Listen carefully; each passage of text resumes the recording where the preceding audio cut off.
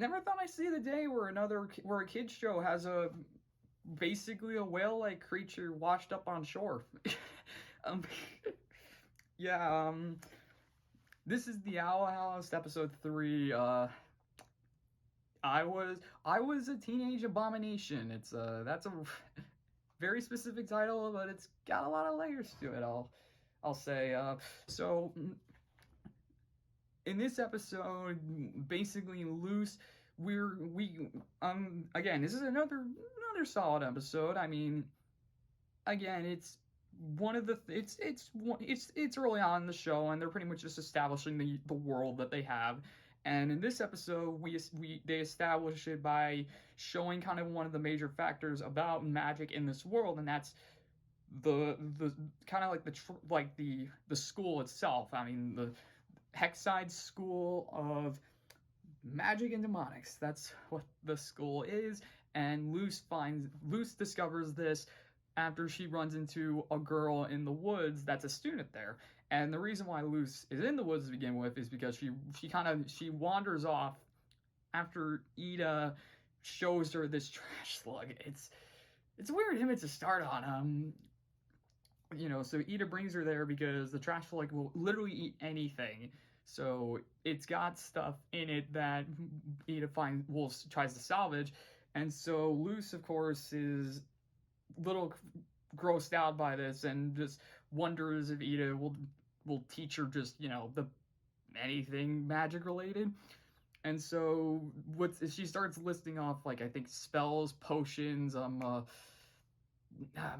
something, I forget what the other ones was, but basically Ida basically tells her that sounds like all the stuff you would learn at school and stuff. And of course this gets Luce intrigued, like, there's a magic school, but Ida obviously doesn't want her to kind of go to school. She's like, magic isn't structured, it isn't simple, it's chaotic, it's wild. That's the point of magic. That's the point of all magic. And so Luce, of course, is like, actually, what's funny is when I was growing up, my parents always said actions speak louder than words. And there are moments in life where I feel like it's kind of reversed, because, I mean, considering with the internet, words pretty much can speak louder than one's actions. But when Ida's trying to convince Luce that school is dumb, she is the one standing amongst garbage right next to a dead trash slug with a pickaxe. So it's like, the image is just amazing. I love moments like that in shows where they just like, where one's argument is completely destroyed by the fact of what they're doing in that exact moment. So of course, Luce wanders off, after Ida's basically like, always keep these little things on hand, and like this little slime ball thing, and like Luce is like grossed out about it, and so she wanders off, and she runs into this girl in the woods named Willow, and Willow's kind of freaking out, like she's panicking about this project that she has to do because it's not her field of expertise. She shows early on that she's more into she's more connected with plant magic and stuff rather than this course that she's taking called the Abomination track, which is basically like creating these giant gooey like creatures. And for the most part, I wouldn't say it's very creative, but it is kind of funny to look at these things and just see them interact with people. And so Luce kind of watches from a distance while Willow is trying to fix her abomination. But then another girl comes in named Amity Blight, who voiced by Mae Whitman, and I love how her first sentence, it's okay. So I'm not trying to like crap on Mae Whitman, but it's just the fact that for all the different shows and movies I've seen Mae Whitman in, is it bad that the second, even though she says like kind of bully like lines, I'm just like, you're gonna be a friend. You're gonna be friends with these people. I'm sorry, May Women is. I'm sorry, May Women. If by some miracle you're watching this, you're great. I loved you as Katara in Avatar. I loved you. I watched American Dragon Jake Long. I thought you were great in that. I'll admit I saw a few of the Tinkerbell movies. I thought you were pretty good in that.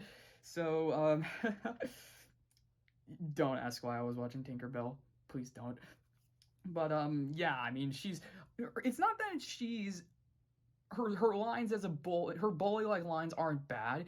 It's I just keep, and this is going kind of back to the comparison of Gravity Falls. This kind of is like the Pacific Northwest of the Owl House because she's elegant, she's rich, but when things kind of don't go her way, she kind of gets unhinged. And so, even when she's trying to be like friendly, I guess, to Willow. She sees Willow's abomination, and it's not even structured right. It's just a pile of goo, and so Amity's like, oh, you don't have anything to show, do you?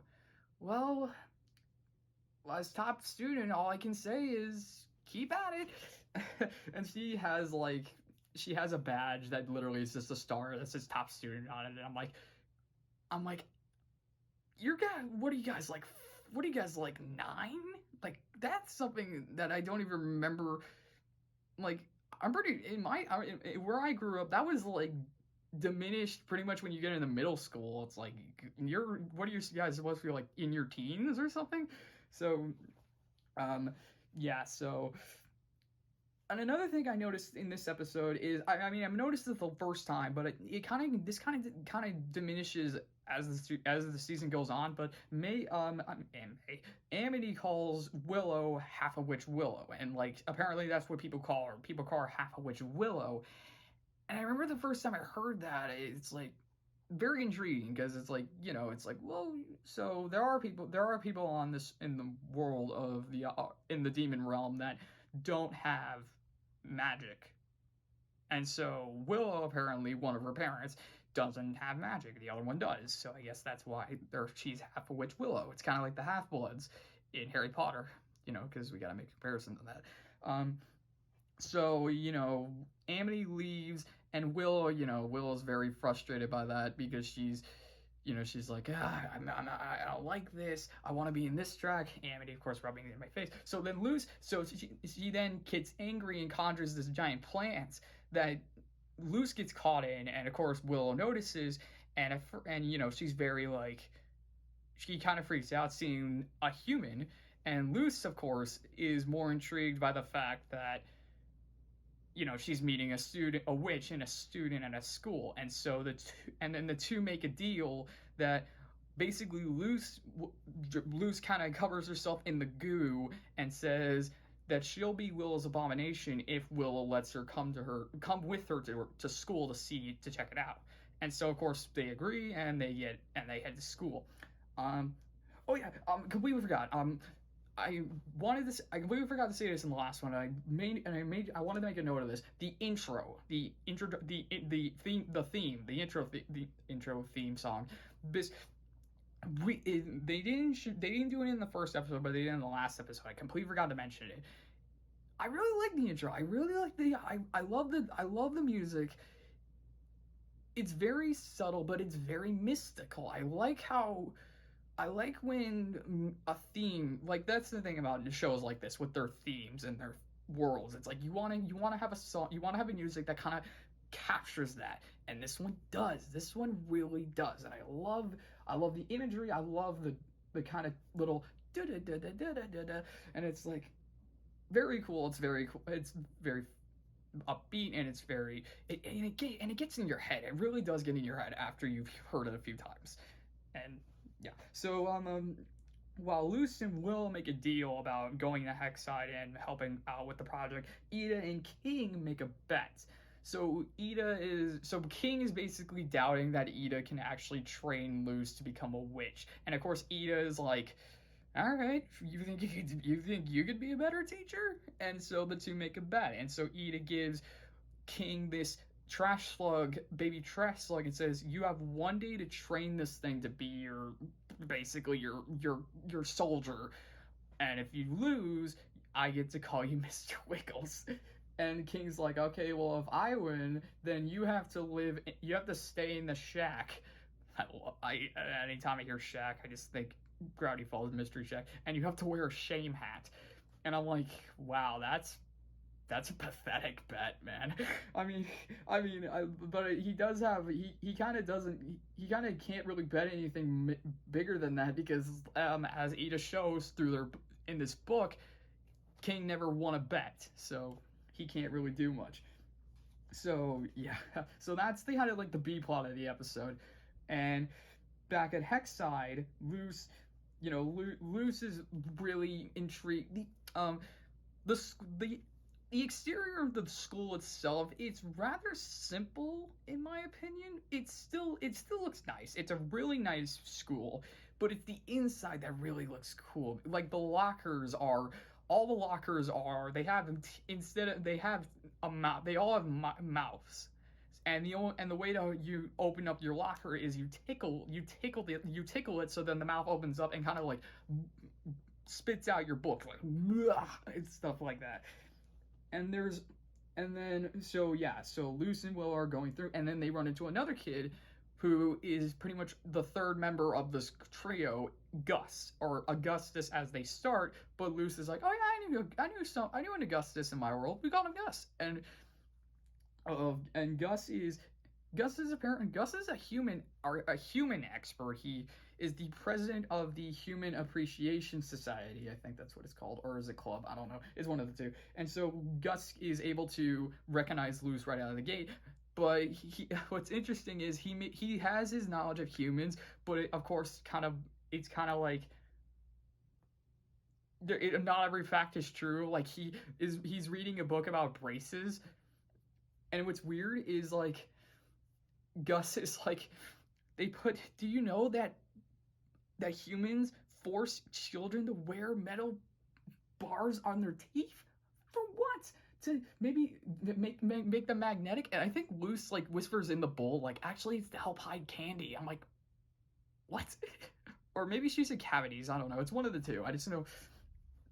But so Luce pops up because she kind of gave herself away, and so Gus is kind of freaked out, and one of his first lines is, "Where are your gills?" And I'm like, "You've been reading Aquaman stuff? Like what?" So, kind of fast forward to the rest of the day. So Willow takes Luce to class and shows Luce, and the teacher, and of course everyone is surprised, even Amity.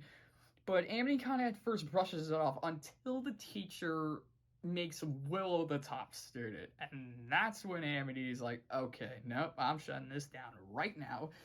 And of course she gets suspicious, and she gets a little too into it. Like during lunch, Gus gives Luce a PB&J sandwich. That's probably the weirdest thing about it. Is like he's like, "Do humans eat PB&J?" And Luce is like, "Oh, I haven't had human food in such a long time." And so she eats a slice, and Willow's like, "Shouldn't we be careful? What if Amity sees that?" Amity then jumps out of nowhere, lands on top of the table. She's like, "I saw that!" So she then like grabs Luce and tries to like shake her, like to like try and figure out what she is. But the teacher catches her and tells her to go to the principal's office. And so Amity goes to the principal's office, and it's like, okay, what could possibly go wrong with that? Meanwhile, back at the Owl House, King is training his trash slug to be a soldier. He just continues to give it treats, and it's kind of creepy because the more the thing eats, the bigger it gets. So eventually it becomes as big as the trash slug at the beginning. And so King, of course, is oblivious to the fact that it's getting bigger, and it's pretty much not learning anything at all. And so eventually, like, of course, Ida then notices Luce is gone, and so she finds out that Luce is at Hexside. And so because she can't bear that fact, she feels like she's lost, or pretty much, yeah, she lost. So King thinks he's victorious until he runs out of treats for his trash slug, and you can probably imagine what comes of that. So the trash slug attacks, and then we go cut back to Hexside, and Luz kind of feels like, Luz is like, oh yeah, this was a great day. Got to look around, got to pretty much get the bully out of the way. High five. Oh yeah, she shows him what a high five is. That's also another weird thing. But then the principal, Amity comes in with the principal, and basically the principal is like, all right, let's see if this abomination really is an abomination. And they're gonna do a dissection of Luz. So like they lie her down on the table, and they pull out one of those zigzaggy knife things, like the one that Jafar had in the original Aladdin. I have to say original now because of the 2019. Yeah, they have one of the squiggly knife things, and so Luz, of course, is like, and even Willow's like, you can't just cut open a human, can you? And Luz is like, no, you cannot. And so they have to think on their feet quickly. Like Gus smacks a couple of jars of abominations, give him a distraction, and then Luz and Willow take off. But Bump, of course, being the principal Bump, so he activates his security like system to kind of like close off all the hallways so that they can't escape. And it seems like, yeah, they're not going to escape. And Willow and Willow's like, she's like, I'm sorry I got you into this mess. And Luz is like, hey, don't be. Don't be. So, like, we can figure this out. So then she reaches into her pockets and pulls out the slime ball that Eda gave her, but it turns out it's actually a seed. And Willow is like, wow, this is perfect. Thank goodness you had this on you. And Luz is like, yeah, thank goodness. So Willow uses this again. I really like the animation in episodes like this. Is like she takes this tiny little seed and just creates this like crazy poison ivy like vines that just like literally just wrap around nearly all the hallways in the school, and it's so cool. And even the principal gets caught in one of them, but he looks around and it's just so beautiful. It is really beautiful in one shot, and he's just amazed by it, and he's like incredible. And so obviously with that, kind of like he's gonna be impressed with Willow. And so Willow and Luz try to make another break for it, but Amity intercepts them, and she's like, I'm not letting you leave here with I want my badge. I don't know, I just love me. I'll say that again, Mae Whitman, I'm sorry, but I feel like you just make this character so good. Like this is her first episode, and she shows up, and she shows up. She eventually is a part of the group later on, but just the fact that her lines like that, you're making it supposed to sound intimidating, but honestly, I just couldn't stop laughing when she said that the first time, and I admit I laughed this time too. So Luz gets out, runs back home, and where Eda and King are finishing off the trash slug. And just like the last episode where the giant octopus thing turns into this baby octopus, that's basically what happens with the trash slug. So they dump an entire jar of salt into the thing's mouth, and then it just shrinks down into this tiny baby, back to the tiny baby trash slug. And again, like the last time, that's pretty much got me laughing like crazy. And so pretty much I feel like the lesson of this episode was just like, yeah, kind of like you never know what will come in handy, I guess. And always on that, of course, don't lie or cheat. I guess that's another thing too. So Luz gets back, and she's like, can you help me with the situation? But then Willow and Gus come back and find Luz, and they're like what happened? And like the principal, and then Willow's like, the principal is letting me join the plant track because he was so impressed by my plant magic. And he's like, oh, that's cool. And then Luz is like, maybe if we can sort this thing out, I can come back. And they're like, yeah, you're kind of banned. Like Gus pulls out a band poster, and Eda's just like, yeah, that's my girl. It's so funny.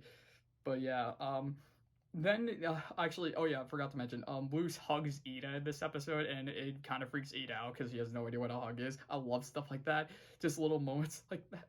But yeah, again, it's a pretty simple episode, but again, it's early on. You know, you're setting up most of the series. You're doing everything, and like I said, most of these things come back. And looking back and seeing this episode for the second time, I pretty much have the same thoughts. It's pretty good, but yeah. So yeah, let's see you in the next one.